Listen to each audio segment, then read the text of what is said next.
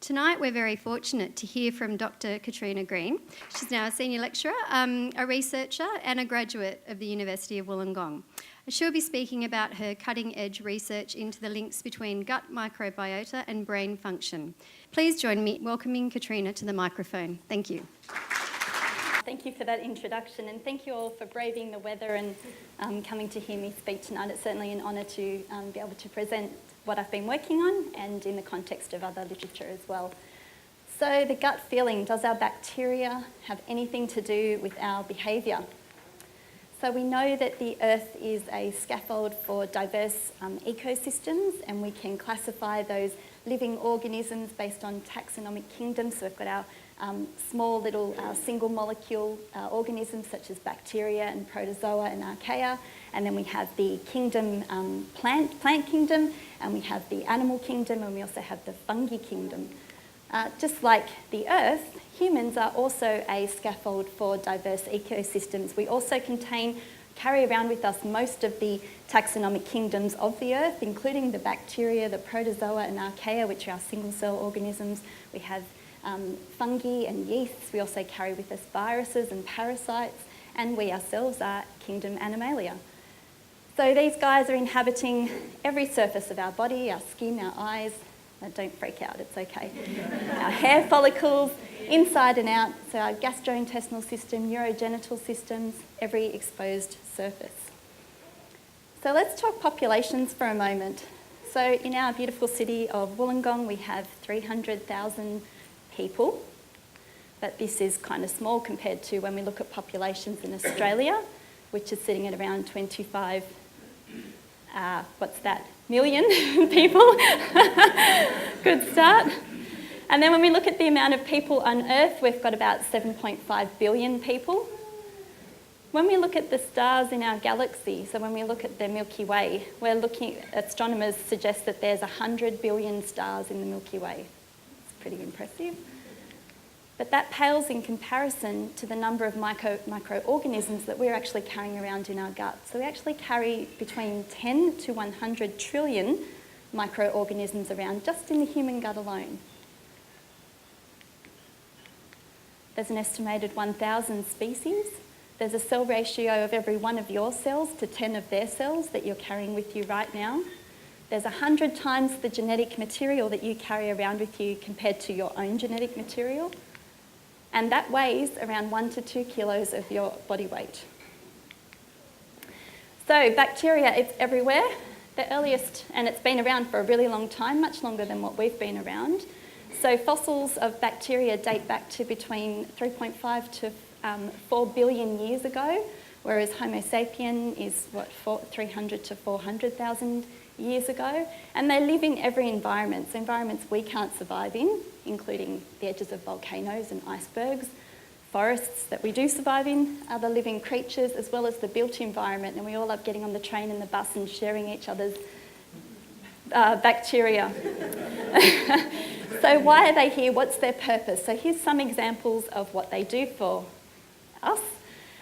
So they are huge processors and producers of gases. So this is cyanobacterium, and it is also known as blue-green algae, and it's thought to be the first oxygen producer that gave life to Earth.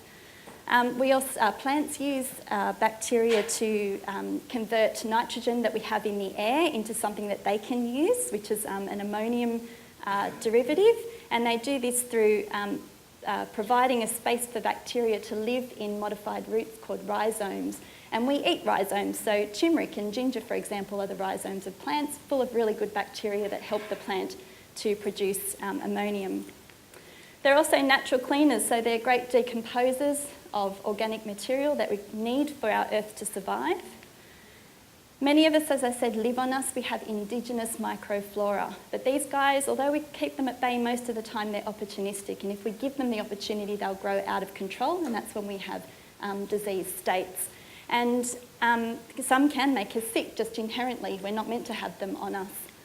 For example, this is E. coli, and E. coli lives in our gut normally. It's a very beneficial bacteria, but when we get too much of it, or someone else's E. coli, that's when we end up with vomiting and diarrhoea. This is Streptococcus. So this guy resides in our nose and our respiratory system. When it grows out of control, it's responsible for tonsillitis and can cause pneumonia. This is Staphylococcus. So Staphylococcus lives on our skin. It pretty much lives everywhere, and it lives in harmony most of the time, but when it grows out of control, that's when we get big trouble, particularly because this guy's mostly resistant to antibiotics that are available on the market today. So blisters, boils, diarrhoea, meningitis if it gets into the brain, and endocarditis, which is inflammation of the lining of the heart, the outer lining. This is cholera, this is tuberculosis, and this is gonorrhea. And these guys aren't meant to be on us, but we can carry them and not have any symptoms, with cholera dramatically affecting the gastrointestinal system. Tuberculosis is a respiratory disease, and gonorrhea is something we don't want to know about. It's a sexually transmitted thing that we won't go there. So, but we can carry these bacteria around with us and not cause and not have any effects, or it can invade you, and that's when you obviously end up very sick. So, most bacteria are friendly and they engage in a mutual relationship. So the host will help the bacteria and vice versa. So it's called symbiotic mutualism. And some examples I mentioned before is how plants, so rhizomes, will host bacteria, and they will produce nitrogen for the plant, and at the same time the plant produces nutrients and a nice environment for the bacteria to live in. Recent report that came out of Brazil this year talks about the Brazilian leaf-cutting ants, and these little guys work the Amazon jungle, and they're after a particular fungus, and they have these complex labyrinths of trails that they make, and in order to remember the trails, they leave behind pheromones. Well, scientists have found that the microbiota in the gut are actually producing the pheromones so that the ants can efficiently find the food that the microbiota happens to want to eat as well. In addition, this guy is, sometimes it's happy and sometimes it's not. This guy is the Hawaiian bobtail squid, and he is good friends with this bacteria, which is Vibrio fischeri. And this Vibrio fischeri, it gets into the pores of the face of the squid, and it inhabits the squid's light organ. And it does this because the squid produces a mucus that is specifically directed at trying to get this guy to grow really well, this Vibrio fischeri. When the bacteria is happy, it will create an enzyme called luciferase, and luciferase creates light, so it creates fluorescence. Now, this little squid is a nocturnal animal. It sits at the top of the ocean and it moves around in the dark. So when predators who are looking up see all the lights of this squid, they think it's the moonlight and the starlight coming down. So it's actually a form of camouflage that the bacteria helps with. So why do they need to be on us? Well, bacteria are critical in helping us to synthesise vitamins. So humans are really hopeless at producing vitamins. We can't make them within our bodies. We consume them in a nice healthy diet, but it's the bacteria that actually put in the most effort in actually either making that vitamin available for us or producing the vitamin, particularly the B group vitamins and vitamin K. They also have digestive functions, so our gut bacteria will help us to break down carbohydrates and proteins and lipids in the diets that we consume. And they are also really good at keeping other bacteria away. So they have bacterial toxins that help to fight invaders, and because there's a bit of a hustle for space down in the GI tract, they're not going to let other invaders in that shouldn't be there, so they're a great way of keeping the good things in and the bad things out. And they also communicate with our intestinal lining by encouraging our lining to regenerate. They can also affect the actual muscular tone, the amount of muscle that's in the intestinal tract. So they have this form of communication that literally keeps our gut nice and healthy. So what's in it for the bacteria? Well, we know that eating a high fibre diet is really good for us. Actually, eating a high fibre diet is not good for us at all because humans can't even digest fibre, we just poop it out again. It's actually good for our bacteria. Our bacteria love this fibre, and it helps the bacteria to perform optimally, which has a flow-on effect of helping your GI tract to perform optimally. And we also provide an optimal environment for our bacteria to thrive. So some bacteria like to be in oxygen, called aerobic, and some bacteria like to be in environments that have low oxygen levels, so they're anaerobic. And different parts of our intestinal system will provide that for different species of bacteria. So where does our bacteria come from? Well, we're still negotiating that, but the consensus is that it comes from around the time of birth. It was originally thought that it was only the birth canal, but then we have cesarean sections, so how does that work out? But the placenta also plays a role in helping the baby to have a fully colonised gut, ready to take on the world. But we also have different events that can shape our gut bacteria in the early years. So the mode of delivery, whether it's vaginal or whether it's a C-section, can also affect the gut microbiota profile of the infant. Bottle versus breastfeeding, so colostrum is the first milk that comes from the breast, and we know that it's very high in good bacteria that helps the baby's gut to colonise. The infant diet within the first few years, whether there's any illnesses or medications. What's interesting is our core bacteria, even though there'll be some subtle changes over time, our core bacteria tends to stay the same throughout life. It's just the amount of it that actually is lost. So as a baby, we have a very low amount, and then as we get to adolescence, that's when we're at the peak of our bacterial diversity within our gut, and then we start to taper off again as we hit our older years.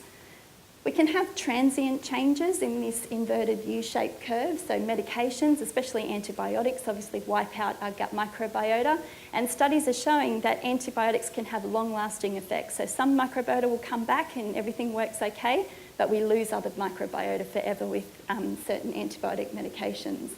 Illnesses, exposure to viral and bacterial infections, and obviously diet and exercise are going to impact our gut microbiota profiles throughout our lives. And taking things like prebiotics and probiotics. So prebiotics are dietary fibre, and remember I said fibre is not good for humans, but it's good for their bacteria. And probiotics are actually live bacteria that we can consume to try and regenerate our microbiota profile.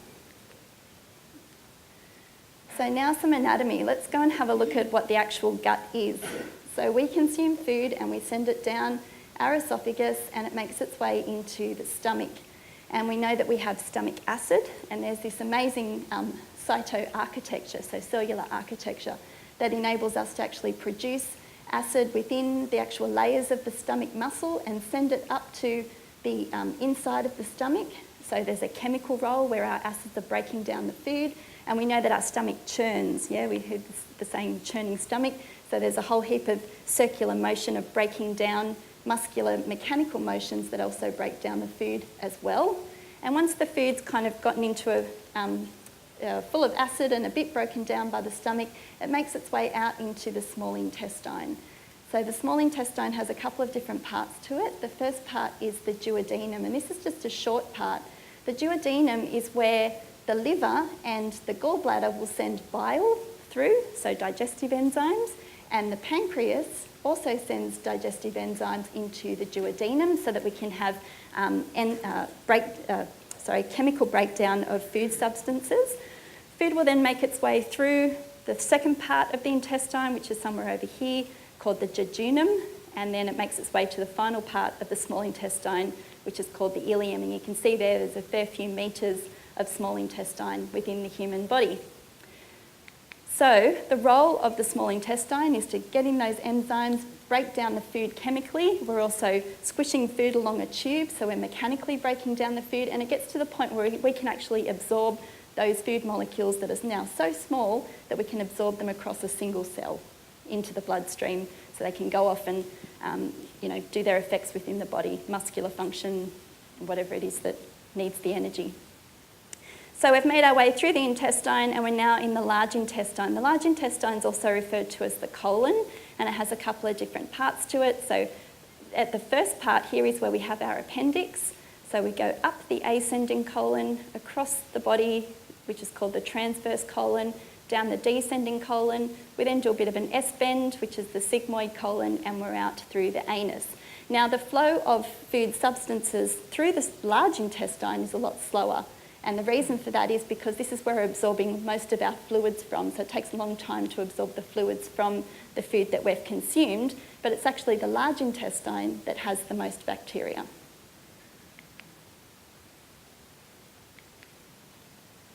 So on that note, this image shows that different parts of the small and large intestine, so this is all the large intestine, and here's our small, have different types of bacteria. And we can see that there's a very low number of bacterial types at the phylum level. So we talked previously before about kingdoms, so the animal kingdom, the plant kingdom.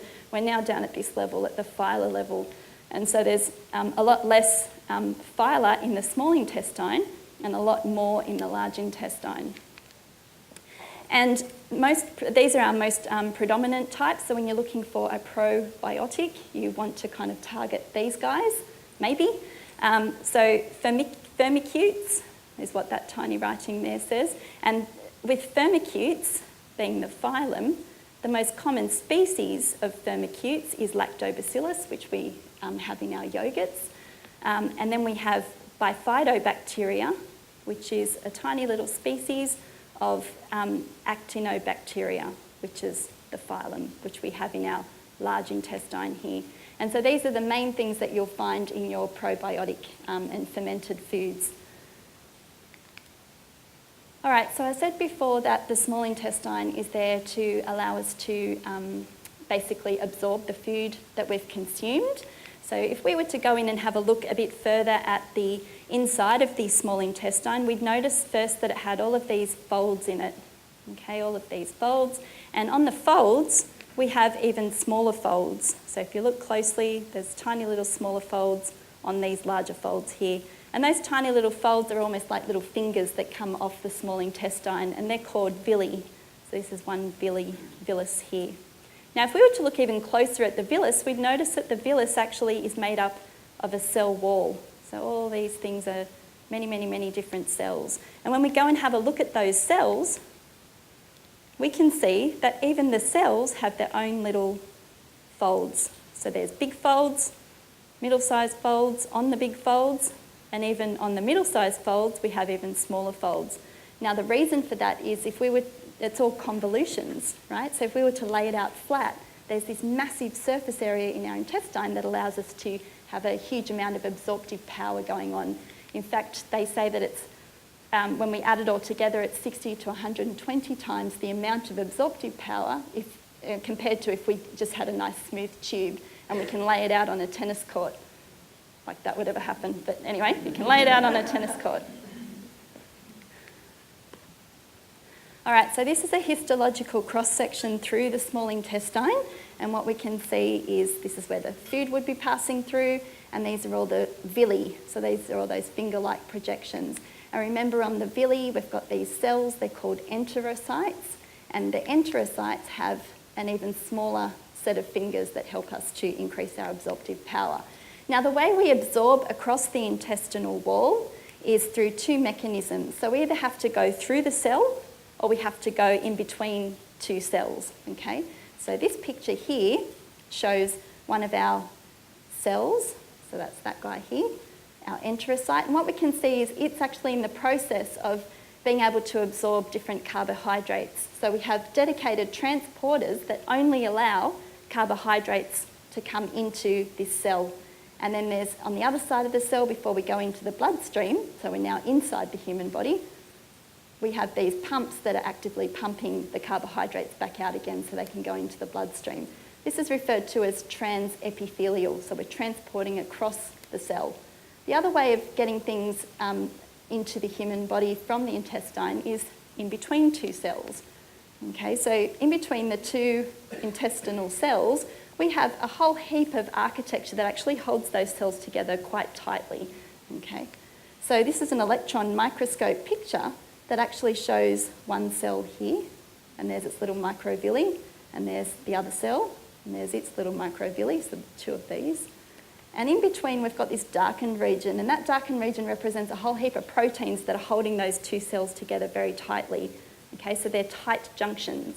And so what happens is there's only a certain number, a certain amount of things that can actually pass in between these two cells, so things like water And little solutes, like little things like chloride, for example, can pass in between. Everything else has to go through the gatekeepers, which is these guys here, these transporters.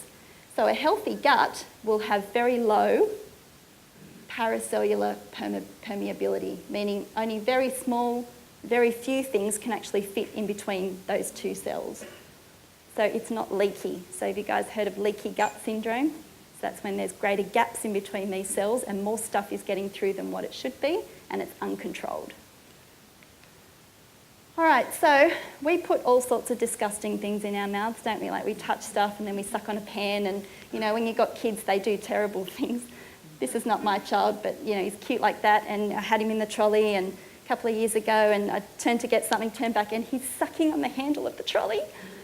And then, you know, to add to drama of the story, in the same week, he then ate seagull poop and then something that the dog threw up. Now that did happen, but it may not have been in the same week.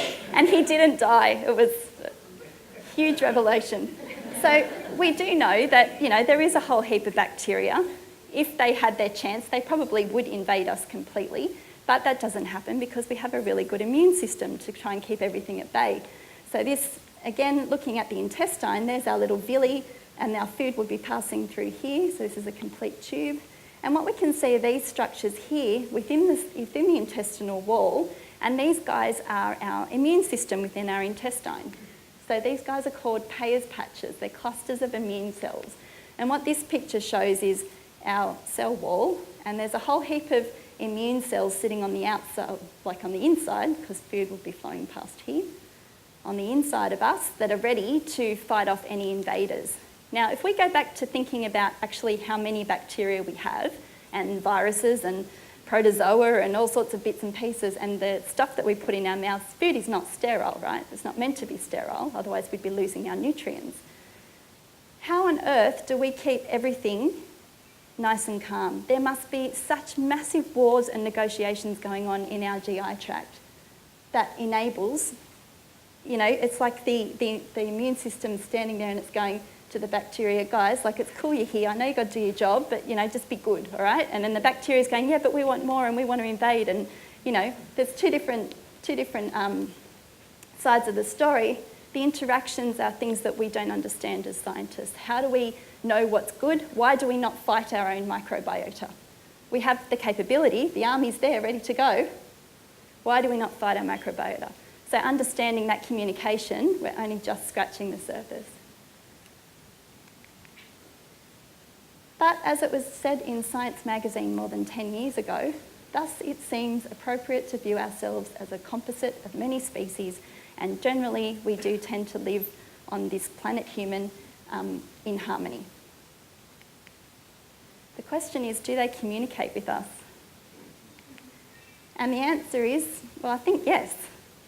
And they do this via several mechanisms. So we have known about an axis of communication between the brain and the gut for a really long time, and this arose mainly from trying to understand why people become obese. So what are the signals that go wrong in obese people? The gut's full, we've got lots of fat on board, we've got enough energy, yet the brain keeps saying I'm hungry. So what's the dysregulation there?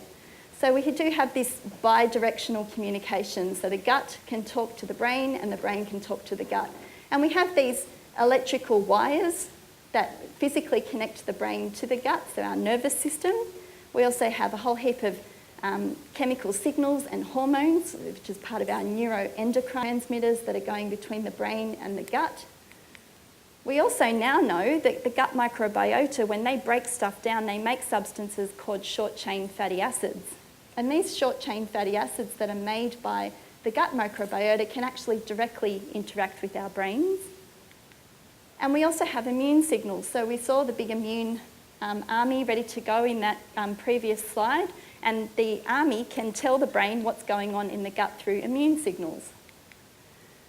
Now this slide is seemingly very boring and too much information, but it is actually sending an incredibly profound message. So as a neuroscientist, I'm really interested in seeing how brain cells talk to each other. And they do this by secreting chemical signals called neurotransmitters. So one brain cell will talk to another through chemical signals, neurotransmitters. What the most recent research, so this is something from 2018, the most recent research has shown is that our gut bacteria, all these different strains, synthesize neurotransmitters. So they're invading our form of communication. Tiny letters, dopamine, noradrenaline, serotonin, acetylcholine, are all fundamental to very normal human behaviour, from motor, movement, through to emotional processing, through to learning.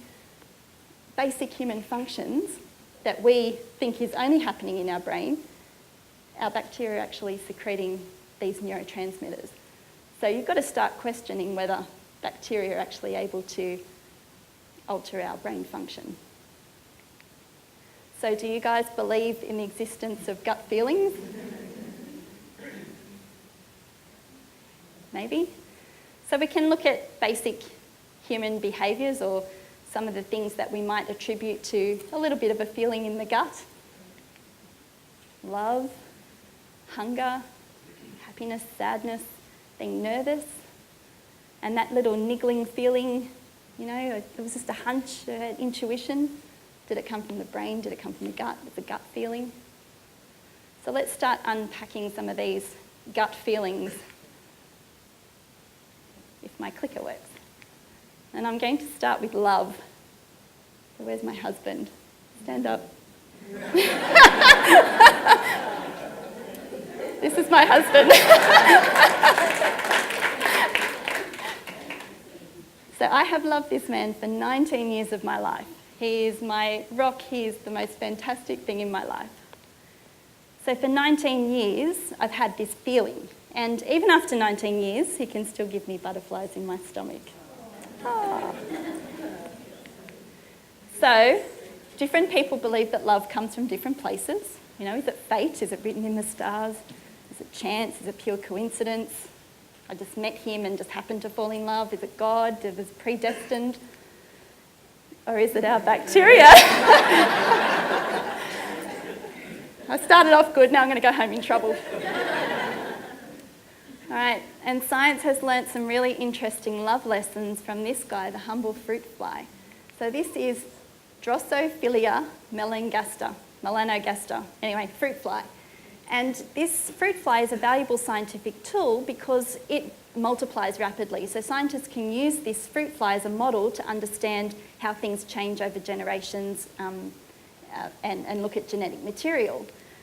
So this study that came out of Israel, they took a population of fruit flies and they divided the population in half. They fed half the population a molasses meal, like kept them going on molasses, and they fed half the population on starch. They then removed the divider and let the flies interact with each other. And what they found was that molasses flies would only mate with other molasses flies, and starch flies would only mate with starch flies. And this continued for 37 generations, this effect. When they gave the flies antibiotic treatment, so wiped out their gut microbiota, there was love all over the place. It didn't matter where they came from. But when they took the microbiota, so the bacteria that was growing in the media of the molasses and the bacteria that was growing in the media of the starch, and gave it back to the respective populations, they then only loved within that population. Then they found that the starch flies actually had an increase in a bacteria called lactobacillus. So when they took those starch-fed flies, and gave them antibiotics, so they wiped out their microbiota and gave them only lactobacillus, they found that the mating preference was reinstated. So these flies were only mating because of a particular gut bacteria, and that's how they found each other. Now, I'm not saying that happened with you, my darling. How about we look at hunger? So we know that we feel feelings of hunger can tell us that we're hungry and get us to think about food. But prior to feeling this sensation of hunger, we probably may not have been thinking about food all the time. And we know that when we see something yum, we convince ourselves we want to eat it, and suddenly our tummies want it. Well, before we saw that, our tummies didn't want it. So we know that the brain, through the eyes, is talking to the stomach when we see something we want, and when the tummy is hungry, it tells us, and we go and seek food. So we know that the tummy talks to the brain and vice versa. So other really good models of figuring stuff out in science are the use of twins. So twins have the same genetic material, particularly identical twins, and so we can see what other factors are influencing outcomes other than genetics. And germ-free mice. So these are mice that are reared in absolutely sterile conditions. They don't have any bacteria on them whatsoever. And this study that came out of the States in 2013, they used female twins that are discordant for obesity. And what that means is they're identical twins, but for some reason one is obese and the other is not. The other is lean. And so what they did is they took the microbiota, seems to be when I move this way, took the microbiota from each of the twins, the obese twin, and actually there were a couple of twins, I'm just using these guys as examples, and they gave the microbiota from each twin and transplanted it to these germ-free mice. And what they found is that after between 8 and 35 days, the germ-free mice either became obese or remained lean, even though they were on the same diet. When they looked at the microbiota profile of the transplanted obese mouse, they actually found that that profile matched the same profile as human obesity tends to do. But when they looked at the lean microbiota profile, they found that there were more bacteria that want to digest plant material and more bacteria that want to digest fibre, which is an indicator that they're ready to digest a healthy diet. Then they took the mice, and they housed them together for 10 days. Obese mice transplanted were housed with other obese mice, and thin transplants were housed with obese transplants. And what happened after 10 days was the obese remained the same, but when co-housed with obese and lean, they both became lean. The microbiota profile of the mouse that was previously obese now matched that of the healthy microbiota profile.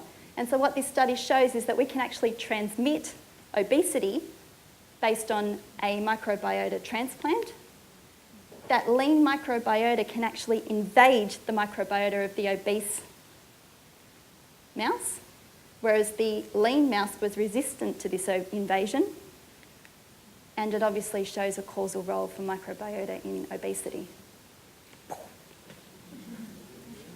I'm reading that going, no. So what we then found in my lab group is that when we gave mice a high-fat diet, we caused them to become obese. And compared to their lean-fed animals, they had a reduction in microbiota diversity. Now, research isn't at the stage really where we can say this particular strain of bacteria caused this particular illness. We tend to say there's differences. When we look at an illness, there's a difference in microbiota profile compared to the controls. And a reduction in diversity tends to be a negative thing. So we want lots of different types of bacteria doing lots of different good things for us. So what we also found in these mice is that the expression of the protein that holds the intestinal cells together, remember I said there's these proteins and they hold the cells tightly together, was reduced. So that was an indicator of leaky gut. So that shows this is our nice tight gut barrier, which happens when we've got a nice good diet. But when we have a poor diet or stress or antibiotic use or infection, we end up with gaps between the intestinal cells.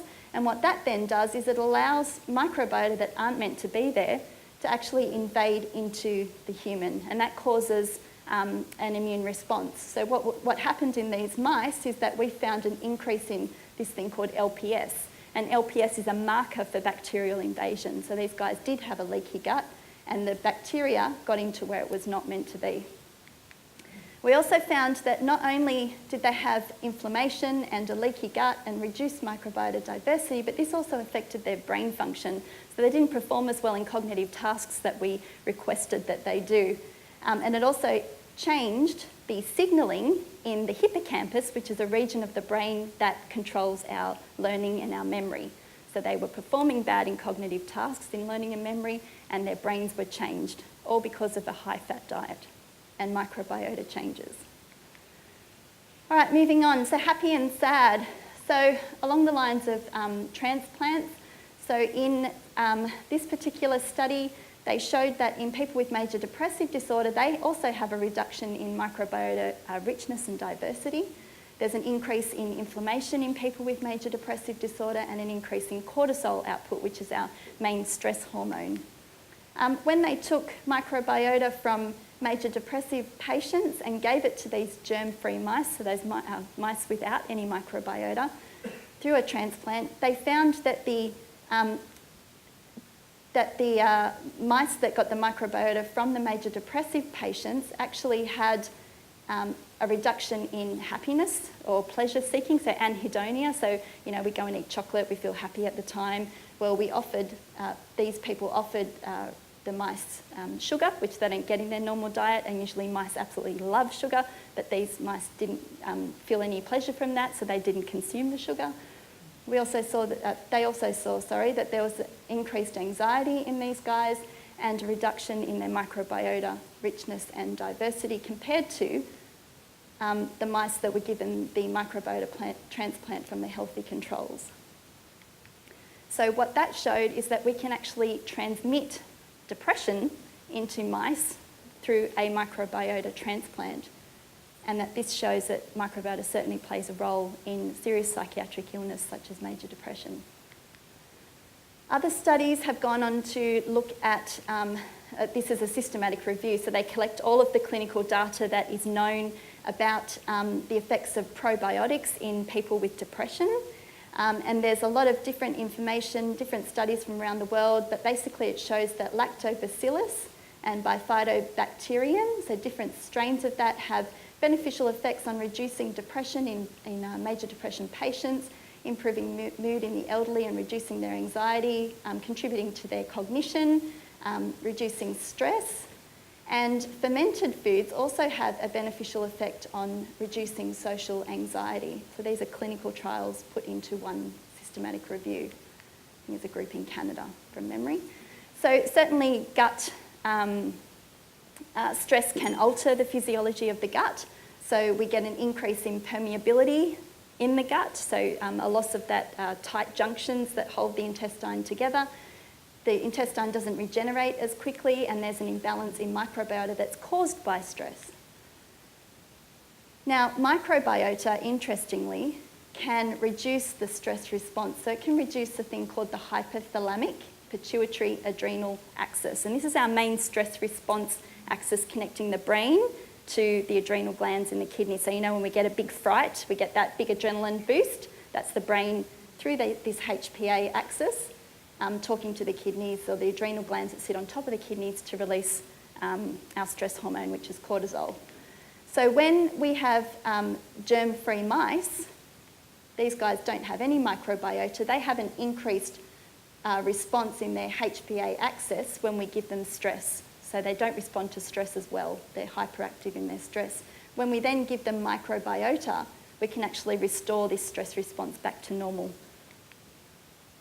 In addition, when we give, in studies that have given a specific probiotic, this has actually reduced anxiety behaviour and reduced corticosterone, which is the mousy version of cortisol. So microbiota, properly functioning microbiota, will have beneficial effects on the stress response.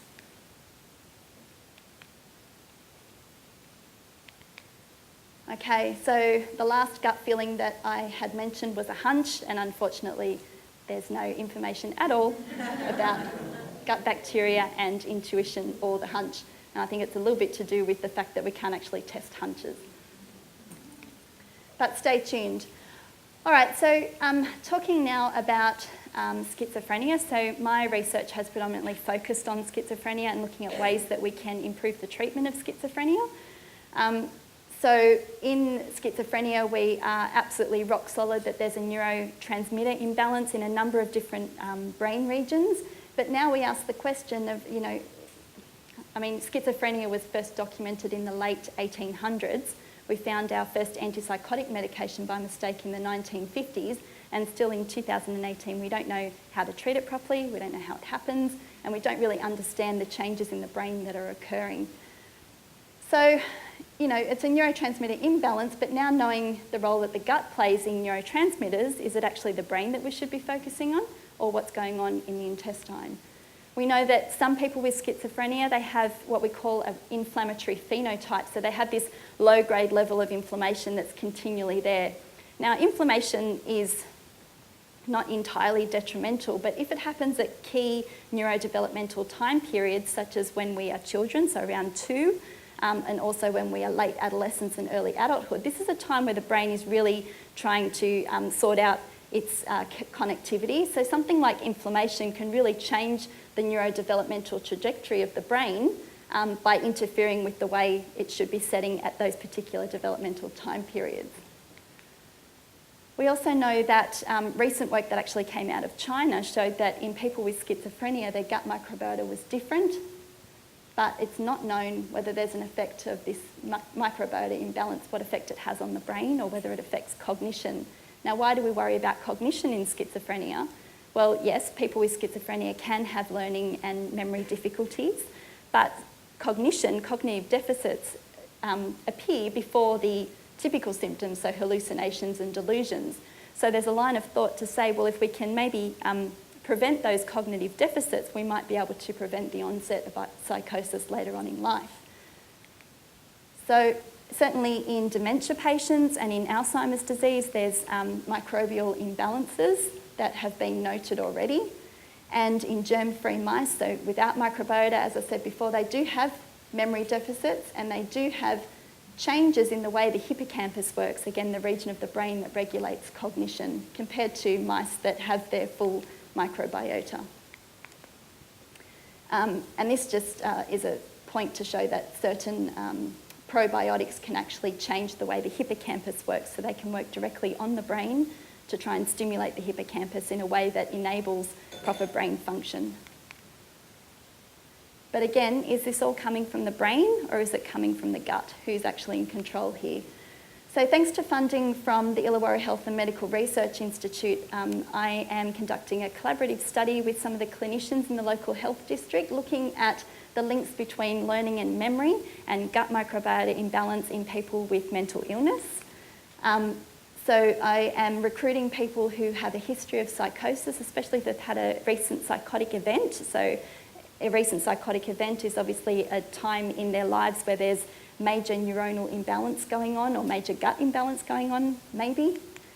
And we are comparing that to healthy controls. So we'll be looking for people to test their cognitive function, so testing their processing speed and their problem solving and their memory in people with psychosis compared to the healthy population.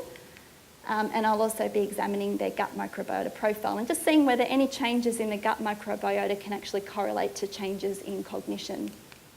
And so the aim of this study is to look at whether an imbalance in microbiota during brain dysfunction can actually have impacts on cognition.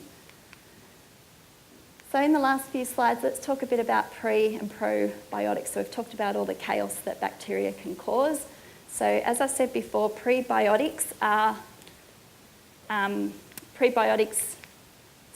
with probiotics. So probiotics are our live bacteria. They'll generally contain Bifidobacterium and Lactobacillus, so acidophilus species. And prebiotics are those dietary fibres that are really good for your microbiota to thrive on. So they will contain things called oligosaccharides, which are basically carbohydrates, but we can't digest them. So galacto-oligosaccharides and fructo-oligosaccharides are what you're consuming when you have a prebiotic. Fermented foods, I mean, I've got an Austrian heritage. I never in a million years thought that sauerkraut would be a cool thing to eat. And generally people go, that's disgusting, but apparently it's all the rage now. Fermented foods for both its prebiotic qualities, so it has a lot of fibre, and also its probiotic qualities. Being a fermented food, it also has a lot of beneficial bacteria.